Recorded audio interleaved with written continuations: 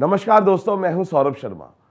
Film नाम का गाना चिट्ठी आई है, वो गाना है जिसे सुनकर उस समय के शोमैन राज कपूर भी रो पड़े थे। 40 साल से वैदिक समय से पंकज की आवाज सुगम संगीत की सरताज बनी हुई है। चलिए अब आपको बताते हैं पंकज उदास के जीवन की कुछ अनसुनी कहानियों पर हमारी ये एक्सक्लूसिव रिपोर्ट। वैसे तो पंकज उदास के फैंस पूरी दुनिया में हैं, लेकिन क्या आप जानते हैं कि राज कपूर भी पंकज की गायकी के दीवाने थे? ये उस वक्त की बात है जब चिट्ठी आई है बस रिकॉर्ड ही हुआ था। फिल्म के निर्माता एक्टर राजेंद्र कुमार थे। एक दिन राजेंद्र कुमार ने राज कपूर को डिनर पर बुलाया और गाना चला दिया। ये गजल सुनने के बाद राज कपूर की आंखों में आंसू आ गए और उन्होंने कहा कि ये गाना बहुत बड़ा हिट होगा, और राज कपूर की भविष्यवाणी सच साबित हुई। पंकज उदास वैसे तो पाकिस्तान गजल गायक मेहंदी हसन की गजलों के दीवाने थे, लेकिन अपने देश के गायकों में उनको जगजीत सिंह से बेहद प्यार रहा।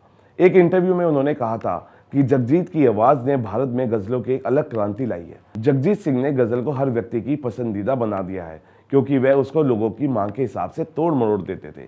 जगजीत की आवाज उन्हें गजलों की यूएसपी लगती थी। एक संगीत से परिपूर्ण परिवार में पैदा होने के कारण पंकज के जीवन में संगीत आना तो लाजमी था। पिता गुजराती गायक थे और बड़े भाई हिंदी फिल्मों में गाते थे, जिस कारण पंकज की संगीत की तालीम घर पर ही हो जाती थी। एक बार की बात है, भारत चीन के युद्ध के समय मनहर का स्टेज शो था। इस दौरान 10 साल के पंकज भी उनके साथ स्टेज शो देखने के लिए चले गए। पंकज ने रंगमंच पर ए मेरे वतन के लोगों गाकर लोगों का मन मोह लिया। उनकी आवाज और लगन से खुश होकर एक फैन ने उन्हें 51 रुपए का इनाम दिया। गायन में इतनी रुचि होने के बाद भी पंकज के परिवार ने कभी संगीत को पेशा नहीं समझा।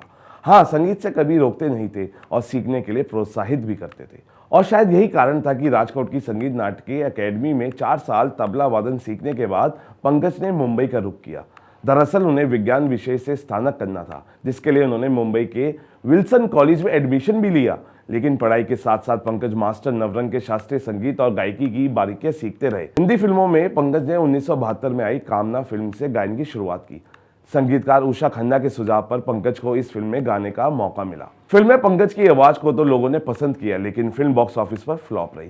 पहली फिल्म का इस तरीके से फ्लॉप होना पंकज के कैरियर पर गहरा असर हुआ। लंबे समय तक पंकज काम ढूंढते रहे, लेकिन कोई काम नहीं मिला, जिसके बाद पंकज कनाडा चले गए और वहां काम तलाशने की कोशिश करते रहे, लेकिन कोई खास काम नहीं मिला।